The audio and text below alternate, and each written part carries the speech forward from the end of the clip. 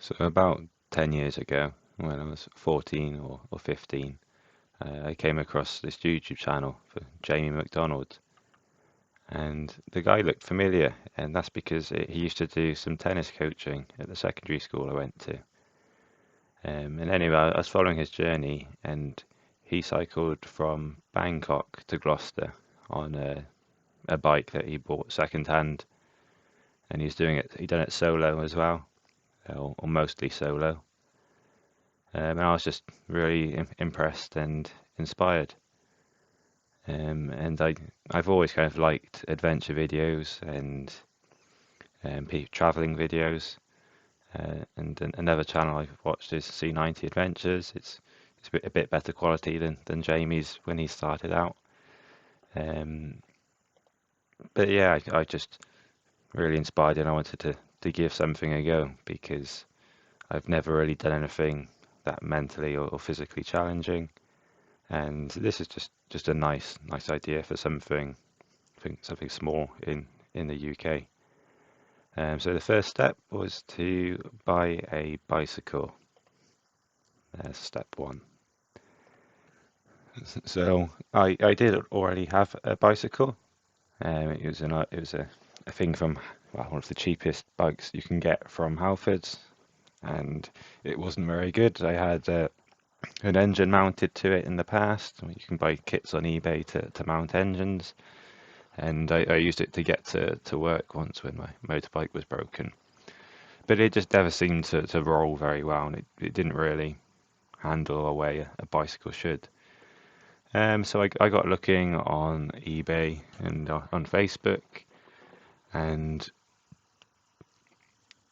the other option I did have was rather than buy a bicycle, I could have used my dad's bicycle. I could have bought different tires for it. You'd want slick tires, and I could have bought a rack for that as well, but that would have been quite expensive. And then again, part of the reason I wanted a bicycle to do this is because you can just leave it anywhere and go about your day. Whereas if it's someone's nice bicycle, then you kind of have to make sure you take a good lock, and even then there's a risk it might get pinched. So here is what I found. I managed to find this bike on eBay. It was £15 auction, or you could make an offer, and I made an offer of £20, and they accepted. It was a bit rough. It did need some work. They said it'd been sat in their garage for 25 years, which I do believe. Looking at it, it's a good size for me, which was important, and best of all, it had a rack on the back for carrying. So the bike wasn't too far away, and the guy I bought it from was fairly adamant that I should change the tyres on there, just from where they're so old. But to me, it looked like there's some good tread on them, and along the idea of keeping things on a budget, I didn't bother changing them. The next step was to get it going. The chain was so rusty, and the rear cassette was locked up. And of course you could see that the wheel was buckled quite badly as well. I later ended up finding out that one of the spokes had broken on the rear, so I had to order one of those. But I still managed to true it up enough that I could ride it and go out for test rides.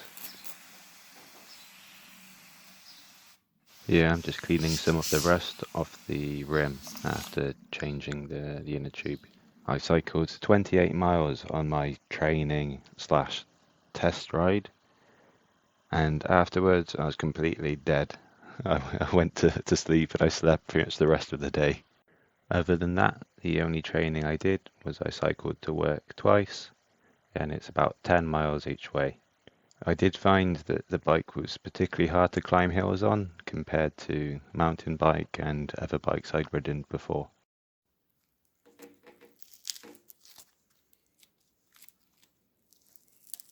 The grips were just horrible and seemed like it was just electrical tape wrapped around, but when I went to peel it off, I found this, which I really didn't expect. However, I managed to get it off with some heat from a blowtorch and then just wiping off the sticky stuff. Fortunately, I had some grip tape at home anyway, which I wrapped on, which was all easy enough.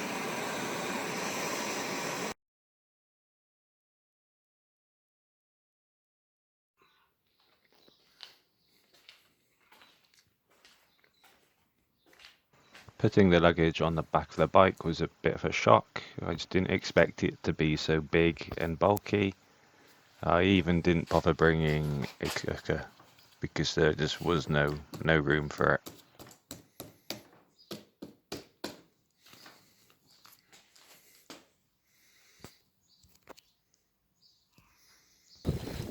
I'm away and it feels horrible.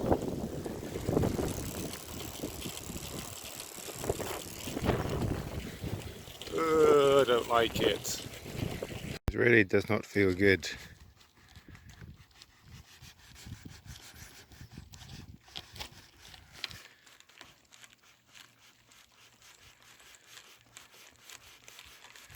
And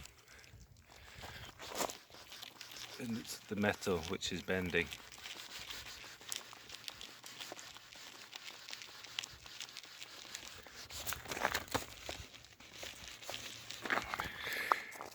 It does not feel good at all. I really just don't trust the bike. When you cycle and give it some effort, it just wobbles and wobbles and wobbles. The stuff doesn't seem that secure, and a lot of this ride is on busy roads. If it was quiet roads, I wouldn't mind so much, but if you're on a road where the cars are doing 60, 70 miles an hour and your bag falls off, locks up the back wheel, or the tyre explodes, then it's quite dangerous. So I'll go for a short ride. This can be like a trial ride, and then maybe I'll turn back and I'll just drive up. Less than 10 miles from home and I already need my first drink. And that's the road there. Oh, and my stuff is falling off the bike. So I stopped at this school and look what I found. Oh, lovely, lovely water.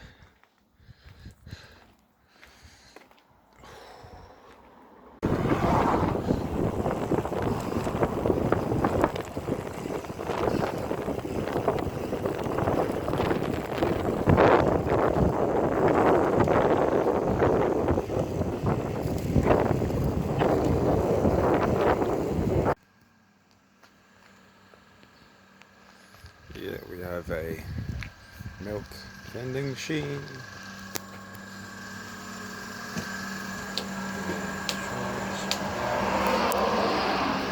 Here's the milk.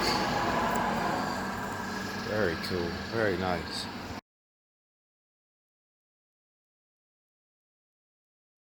Hey, I'm off the main roads. I've just passed Leominster, just got a drink. I thought I'd get 2 bottles of water because it's Sunday and the shops will be closed.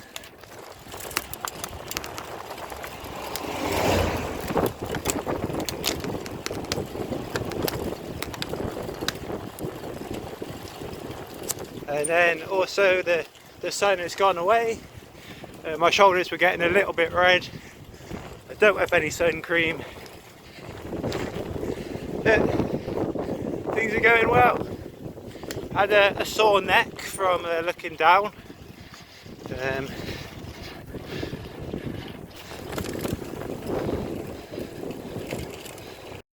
So I ended up going some strange way, and here's just a nice field I found. And then I ended up getting to Ludlow, which was actually a really lovely town. I've just had to stop. My legs just have no strength anymore.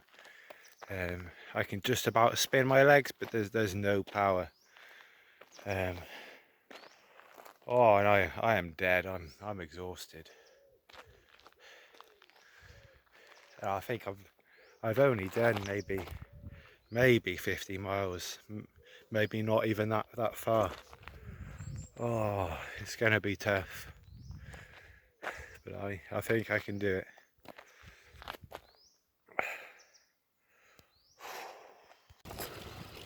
Oh, I'm so tired right now. Hey, I thought it was half an hour, but it had only been 15 minutes. That's when I'm gonna stop. 15 more minutes. So I pulled in somewhere fairly quiet. It was a farmer's field which didn't have grains in, and the gate was open, so I opened it up and set up my tent. One of my fears was that I'd camp in a field with grain and a harvester would come and chop me up. It was in a film I saw a few weeks ago, actually. But this field didn't have grain in it.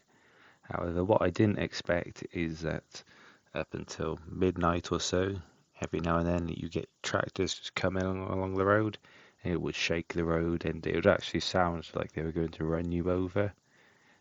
So it wasn't an easy sleep. And another thing is the tent was just so hot. There's no ventilation on there in the top, and yeah, I may have got an hour's sleep at most, and it was pretty rough. This tent is like an oven. It's just so hot inside. I am tired, and today was really difficult. And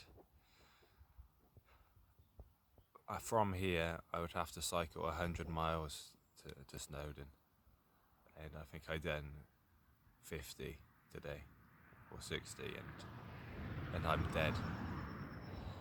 So I don't know if I just need to eat more food or just I don't know what, but probably the last 20 miles or so I've just been on the easiest gears, struggling just to get the pedals to go around. And then I've been having lots of breaks, and then think, oh yeah, only half hour, and then just checking the phone, checking the time, thinking it must be half an hour now. It's difficult. So now what I'm going to do is I'll check exactly how far it will be, and I'll think about whether I can do it or not. I'm sure I could get up to Snowdon, but then climb it and come back, it's going to be difficult. And cycling to here, I think, like I said, I've done maybe 50 miles and maybe climbed 1,500 feet elevation, which it's not a huge amount, but I'm kind of dead after doing that. Tomorrow it would be 4,000 or 4,500 feet and 100 miles. So I haven't got much motivation, to be honest. So I don't know what I do. I think I have some time now to rest and recover. It's cooling down now. I'm sure I'll get plenty of sleep. And yeah.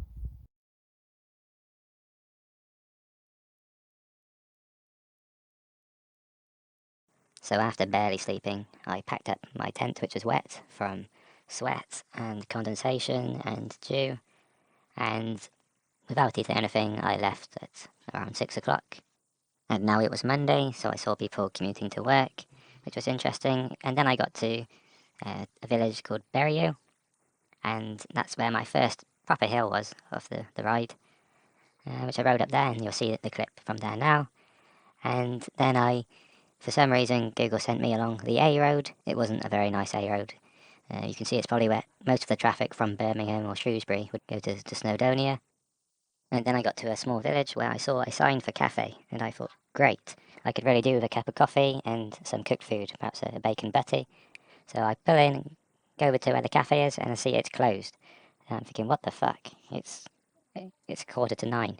But this cafe doesn't open until 9, and I haven't got time to wait around, so I get out my phone and see that the Texaco is just up the road, where I go and buy a packet of hula hoops, probably a 2 litre carton of milk, which I drink, and some water. I asked the lady in the shop if they had any sun cream. She gave me a funny look. It said, pseudo cream. I was like, no. Sun cream. She seemed a bit blank. Like a sun lotion. She goes, and points me in a direction. But all they had is plenty of after sun.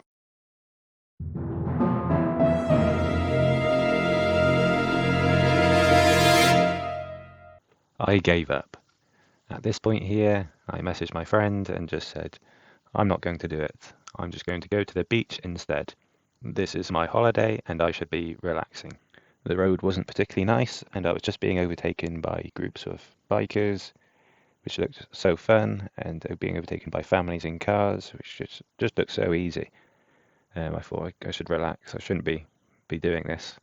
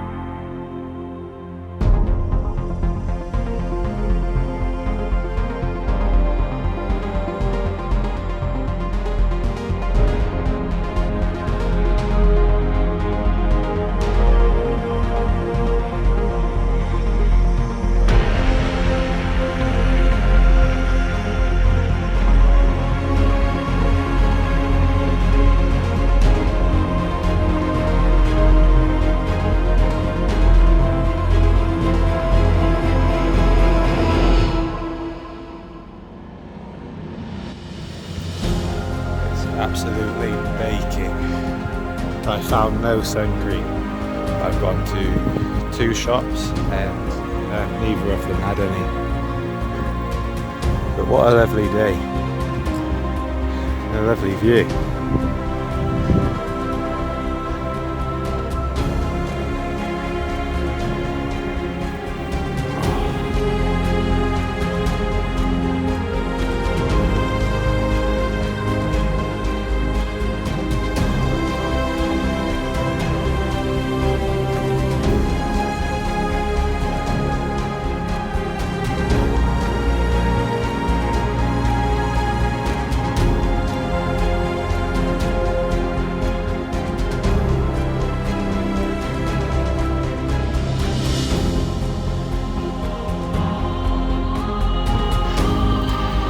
Now you can see the real mountains over there. Oh.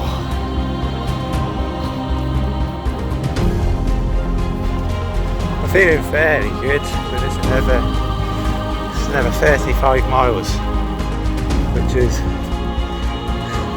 longer than my longest ride before I left for this.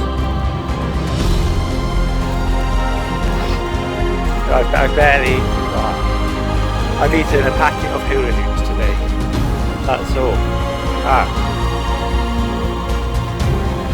Yeah, that's all I've eaten, a packet of hula hoops.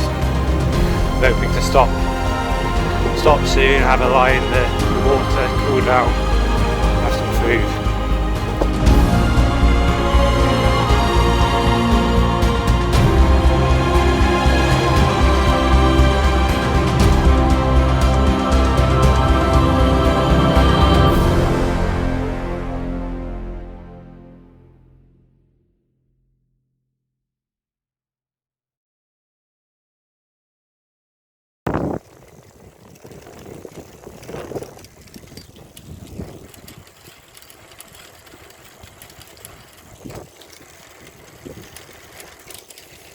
This.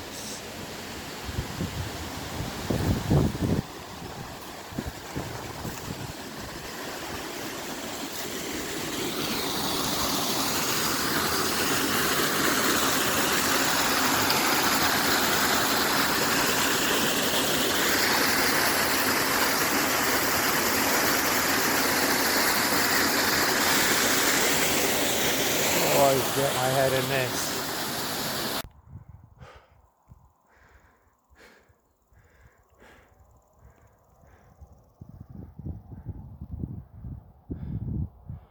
This road just goes fucking on forever.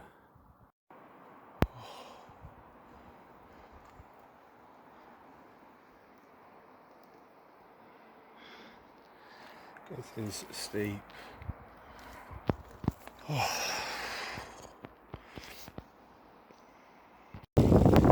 So it's not much further now, but I'm just stuck in this area where it's just so hot. There's no airflow really, and it's just the ferns and everything. I'm out here absolutely dying, struggling to even get up relatively flat surfaces. My bike, even going down a hill, it wouldn't roll. I could see the brakes were fine, the brakes weren't on. Take a look. Here is the fucking problem. It's rubbing on there, and you can see on the tyre. Especially once there's some weight on there. So I just adjusted the wheel, and who would believe it? The bike rolls down hills. Magic. And I'm almost there. Just a mile away now. I'm feeling pretty good, but I don't think I'll be able to climb the whole mountain tonight. I haven't eaten, yeah, I'll tell you later, but I've barely eaten anything.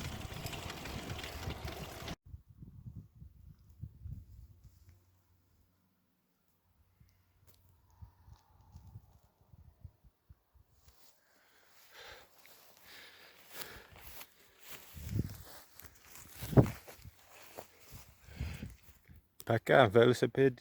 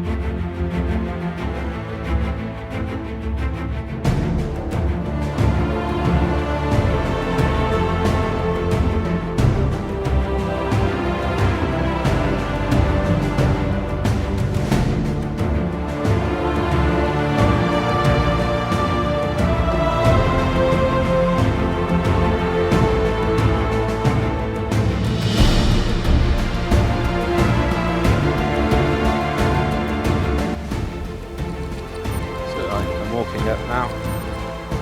Still got my carrying my sleeping bag and eating salted peanuts. I'm not hungry at all. I haven't eaten anything today, and I know I need the salt after what I've been doing. So I'm just force feeding myself then. You see right up at the top there, you see like a cafe. It's absolutely tiny from here, but it's huge when you get up there. It's a long fucking walk. I'm going to dump this soon just because I'm sweating so much unnecessarily. But it's just trying to find a good place to dump it that looks unique, that I can find it on the way back but not too obvious that someone nicks it.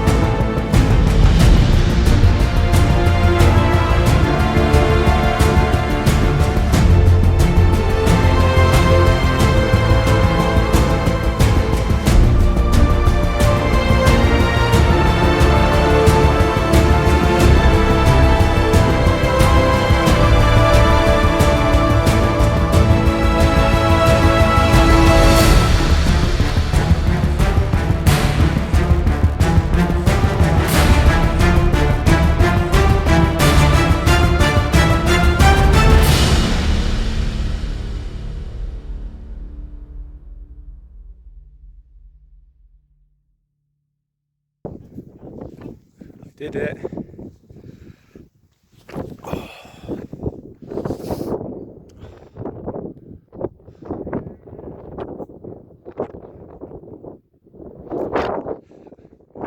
Did it. I made it, and to my surprise, there were 4 other people on the top, but one of them was an absolute legend. This guy was doing John O'Groat to Land's End with all of the peaks as well, and he noticed that I looked absolutely shattered, and he just asked if I had enough food and where I was camping. And at that point, I had to think, and if I said, "Oh yeah, well, I got some nuts and a bit of water," and he wanted to check how much water I had, and I showed him, and he said, "Nah, you need some more." And I was hoping to get water from the streams. Oh, well, I just assumed there would be springs on the mountain, but going up, there was nothing. Everything was really dry. So I did have a little bit of water, but not much. And then I can't thank this guy enough. But yeah, he gave me probably half a litre of water, maybe more, and a tin of sausage and beans and a tin of rice pudding. And that water really did help coming down. Um, I probably was a bit dehydrated, and it was the hottest day of the year.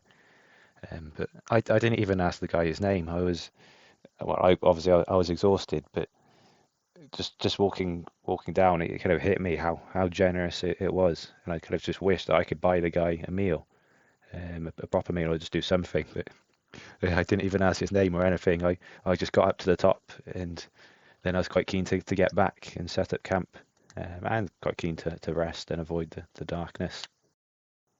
The walk down felt surprisingly long, so long in fact that I thought I missed the point where I dropped my sleeping bag and sleeping mat. I only left a bungee cord to identify the spot where I left it, but I also took a photo as well, and trying to align the photo up with the dark landscape, I had doubts that I'd passed the point probably by 20 minutes, and I would have to walk back up to get my sleeping bag. Fortunately, I found it, along with a reasonably flat place to set up my tent.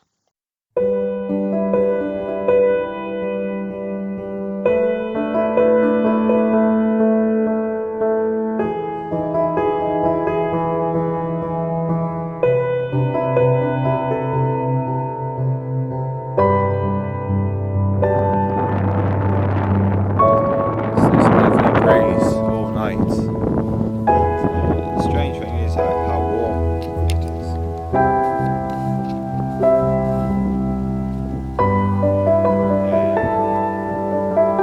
Yes, this breeze it feels to be around maybe 25 degrees.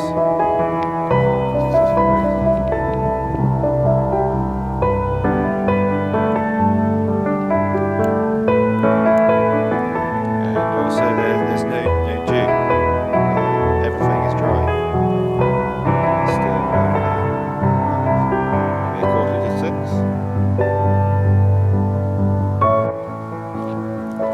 So the plan now is to go back, get the bike, and then find somewhere to get some water.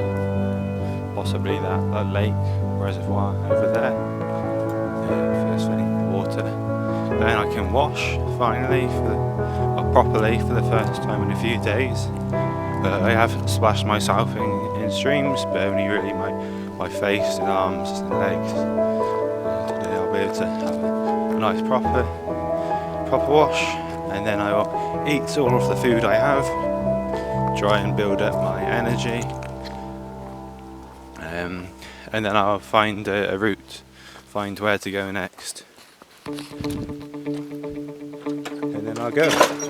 I expect, and actually I'll also true the front wheel on the bike. I'll try and wash my clothes a little as well, and give them some time to dry while I'm looking for the route to go back.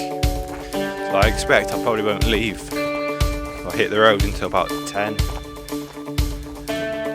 which is fine because I now have 3 days to get home.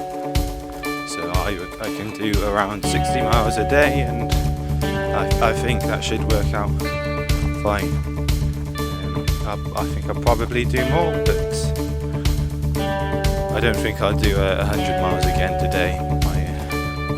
My legs are sore. I did sleep better last night, but still not well. I got maybe 3 hours sleep, 3 or 4 hours. Well, actually it wasn't 4 hours, I know. I was still awake at 3 p.m. I got up at 6.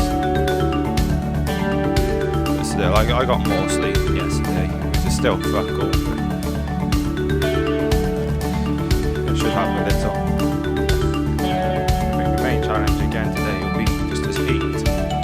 It's shocking how hot it is already. The sun's only just up over the mountain. Fuck me, it's hot, I'm sweating, just going down this hill.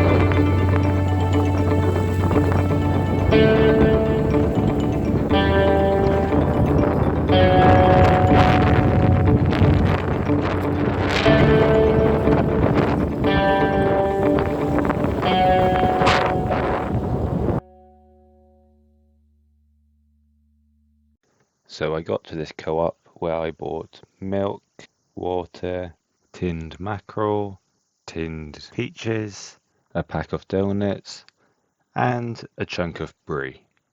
While eating some of the donuts, there was a huge roar, and it turned out to be thunder. And then I saw lightning, and it was in the direction that I was going to be heading. I waited a while and there was a huge downpour, but then it was okay and I set off. What was ahead of me was the most unexpected, difficult part of the trip. So I was going up this big hill, and as I would put a lot of weight over the front wheel, it would kind of buckle even more and it would rub against the brake. I got to a point where there were some sheep in the road, and I thought I heard them back to where they're supposed to go, which I did. And I tied up the fence which they had broken, and thought now's a good time to chew the front wheel. Anyway, I ended up twisting with the spokes and blowing a hole in the inner tube. So then I obviously took the wheel off and I repaired the puncture. Took the bike for a test ride, which was fine. Then I loaded all the kit on, and then head off. And then I got about 50 yards down the road, and the front tyre was completely flat. So I went back and then changed the inner tube. Now, at this point, I thought I was almost at the top of the hill. I'd been going uphill for ages, seeing the top of the hill, and only to find there was more hill.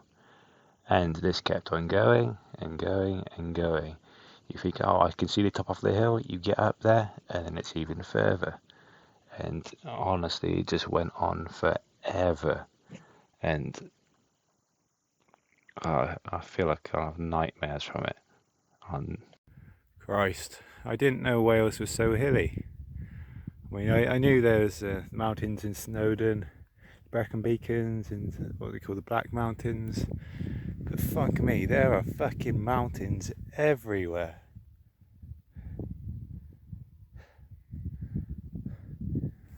I've just got fucking hills everywhere. I try to avoid the hills by going a different way back, but that's just fucking everywhere.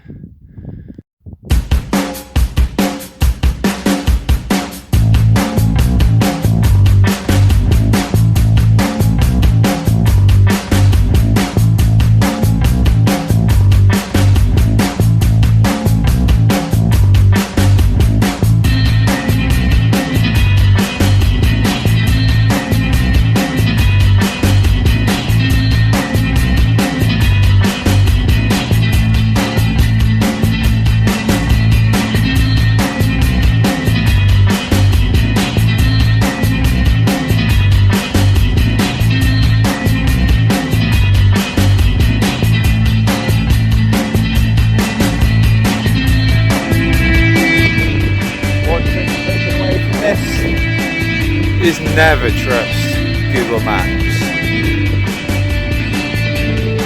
Fucking hell.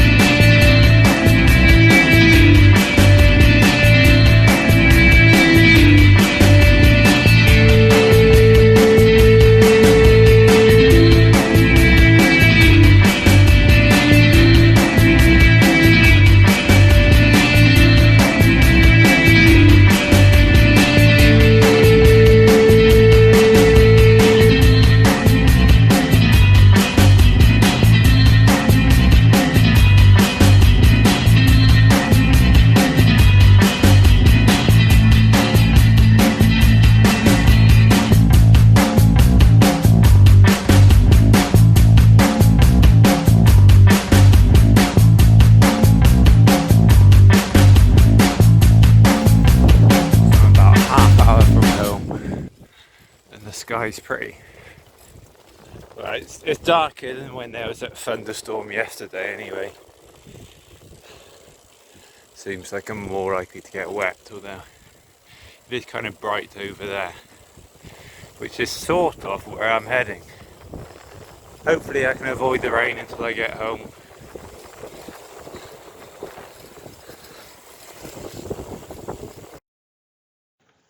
So I got home, and just before I got in the shower, I thought I should take a picture just to see how tired I am. And I think I look like a bit of a zombie. But anyway, I did it. I was victorious, and I had the aim to show people that you don't need to spend much to go away and have an adventure. I spent only around £100 buying things. That's including food for the trip, the bike itself, the tent, sleeping mat. But I already had a sleeping bag. But overall, I wouldn't recommend it, to be honest. It'd be better just to go up in a car. Thanks for watching. I hope you enjoyed.